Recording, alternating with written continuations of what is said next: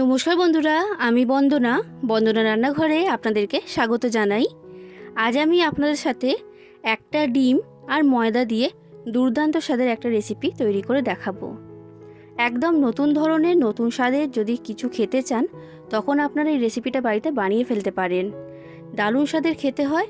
আপনারা যাকেই এটা বানিয়ে খাওয়াবেন প্রত্যেকেই এটা খাবার পর আপনার খুবই প্রশংসা করবে আর এটাও জানতে চাইবে যে রেসিপিটা কিভাবে তৈরি করা হয়েছে। খুবই কম সময়ের মধ্যে ঝটপট এটা আপনারা তৈরি করে ফেলতে পারবেন। আর এটা বাইরে থেকে খুবই মুচমুচে আর খাস্তা তৈরি হয় আর ভেতর থেকে হয় নরম। বাড়ির ছোট থেকে বড় প্রত্যেকেই এটা খেতে খুবই পছন্দ করবে। তাই বন্ধুরা, আপনারা ভিডিওটা পুরোটা দেখতে থাকুন। আশা করছি রেসিপিটা খুবই ভালো লাগবে আপনাদের। আর আমার চ্যানেলে আপনারা নতুন এসে থাকলে চ্যানেলটা সাবস্ক্রাইব করার জন্য অনুরোধ রইল। এই রেসিপিটা তৈরি করার জন্য আমি এখানে একটা বড় পাত্র নিয়েছি। এরপর আমি এখানে নিয়েছি একটা ডিমটাকে ভেঙে আমি এই পাত্রের মধ্যে নিয়ে নিলাম। এরপর আমি এখানে নিয়েছি চিনি। আমি এখানে 5 চামচ চিনি দিয়ে দিচ্ছি। বন্ধুরা, আপনারা যতটা মিষ্টি খেতে পছন্দ করেন সেই অনুযায়ী চিনির পরিমাণটা কম বেশি করে নেবেন। তবে এখানে চিনির পরিমাণটা একটু বেশি দিলে খেতে ভালো লাগে। এবার আমি এর মধ্যে দিয়ে দিচ্ছি লবণ স্বাদ অনুযায়ী। আর এরপর দিয়ে দিচ্ছি সাদা তেল। আমি এখানে 3 চামচ সাদা তেল দিয়েছি। আর এরপর দিয়ে দিচ্ছি খাবার সোডা বা বেকিং সোডা। আমি এখানে ছোট চামচের 4 ভাগে 3 ভাগ খাবার সোডা দিয়েছি। দেখুন, দেখে নিশ্চয়ই বুঝতে পারছেন 1 চামচের থেকে একটু কম খাবার সোডা আমি এর মধ্যে দিয়েছি। এবার আমি এর মধ্যে দিয়ে দিচ্ছি ভ্যানিলা এসেন্স। 1 চামচ ভ্যানিলা এসেন্স আমি এর মধ্যে দিয়ে দিলাম। এবার এই সব উপকরণ একসাথে খুব ভালো করে মিশিয়ে নিতে হবে আর 1 থেকে 2 মিনিটের মতো খুব ভালো করে এটাকে ফেটিয়ে নিতে হবে। এই সময় একটা কথা বলে রাখছি বন্ধুরা, আপনারা চাইলে আমাকে ইনস্টাগ্রামে ফলো করতে পারেন। আমি ইনস্টাগ্রামে অনেক ভালো ভালো রিলস ভিডিও শেয়ার করি। তো দেখুন বন্ধুরা, আমি 2 মিনিট খুব ভালো করে এটাকে ফেটিয়ে নিয়েছি আর এটা এখন অনেকটাই ফুলে উঠেছে। এবার আমি এখানে নিয়েছি 1 কাপ ময়দা।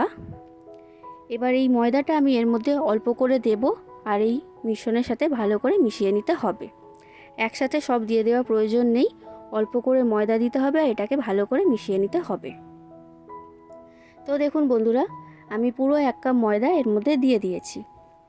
এবার এটাকে আমি ভালো করে মিশিয়ে নিচ্ছি। এটা মেশানোর সময় একটু পাতলা মনে হচ্ছে, তো সেই কারণে আমি এর মধ্যে আরও একটু ময়দা দিয়ে দিলাম। তো বন্ধুরা, আমি এখানে আরও 2 চামচের মতো ময়দা দিয়েছি।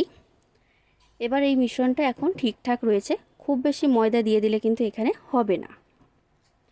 তো এবার এটাকে আমি ভালো করে মিশিয়ে নিচ্ছি আর একটা ডো আকারে তৈরি করে নেব। এবার আমি এই সময় একটা কথা বলছি, এটা আপনারা খেয়াল রাখবেন। এই যে মিশ্রণটা দিয়ে আমি ডোটা তৈরি করছি ময়দার, এই ডোটাকে কিন্তু রুটি লুচি পরোটা এসব তৈরি করার সময় যেমনভাবে আমরা মেখে নিই না, ঠিক সেই রকমভাবে মাখলে হবে না। হাত দিয়ে খালি জড়ো করে একটা ডো তৈরি করতে হবে। দেখুন আমি কিভাবে তৈরি করছি। এইভাবে একসাথে করে একটা ডো আকারে এটাকে তৈরি করে নিতে হবে।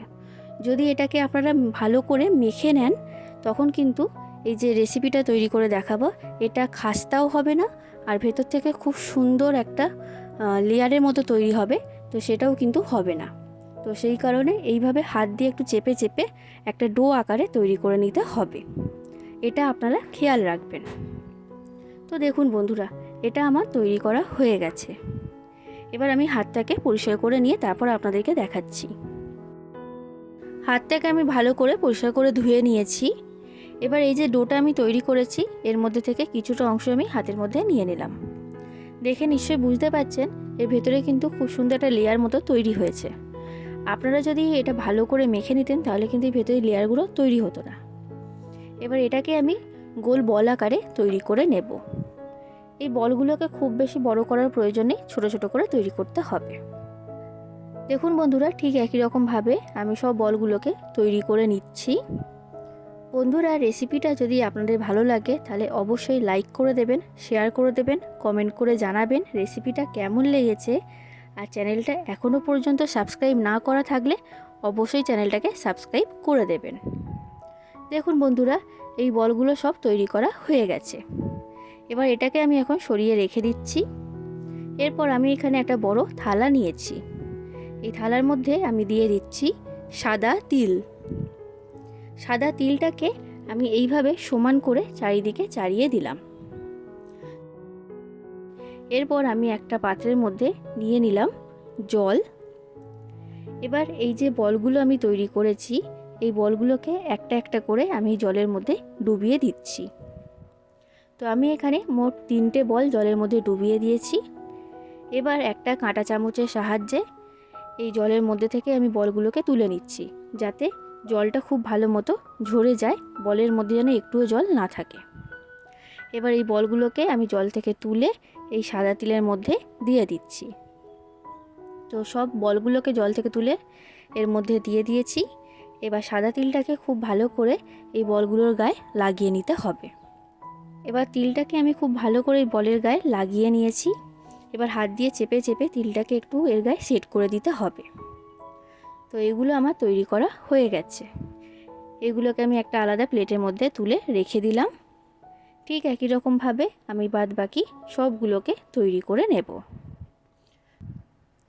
বন্ধুরা, রেসিপিটা কিন্তু দারুণ স্বাদের খেতে হয়, তাই আপনারা বাড়িতে অবশ্যই একবার রেসিপিটা তৈরি করবেন, এই রিকোয়েস্ট রইল।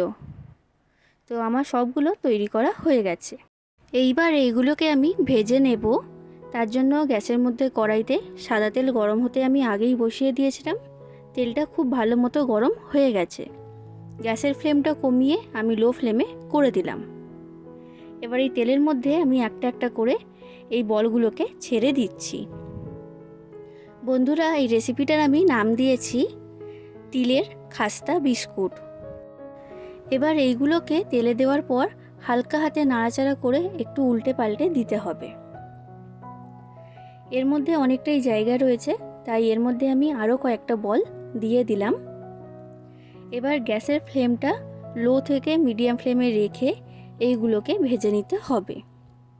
বন্ধুরা, হাই ফ্লেমে রেখে ভাজলে কিন্তু হবে না, এটা আপনারা খেয়াল রাখবেন। আর কিছুক্ষণ এইভাবে নাড়াচাড়া করার পর দেখবেন এই বিস্কুটগুলো ফেটে গিয়ে এরকম একটা খুব সুন্দর ডিজাইন তৈরি হবে। তো এইভাবে উল্টে পাল্টে এই খাস্তা বিস্কুটগুলোকে, মানে তিলের খাস্তা বিস্কুটগুলোকে আমি ভেজে নিচ্ছি। তো দেখুন বন্ধুরা, 5 থেকে 6 মিনিটের মতো সময় লেগেছে এই বিস্কুটগুলো ভাজা হতে। এগুলো এখন খুব ভালো মতো ভাজা হয়ে গেছে। এবার আমি তেলের মধ্যে থেকে এইগুলোকে তুলে নিচ্ছি। ঠিক একই রকমভাবে আমি বাদ বাকি সবগুলোকে ভেজে নেব। আর এইগুলো ভাজা হতে সময় লাগে 5 থেকে 6 মিনিটের মতো। আর গ্যাসের ফ্লেমটা লো থেকে মিডিয়াম ফ্লেমে রেখেই এটাকে ভাজতে হবে।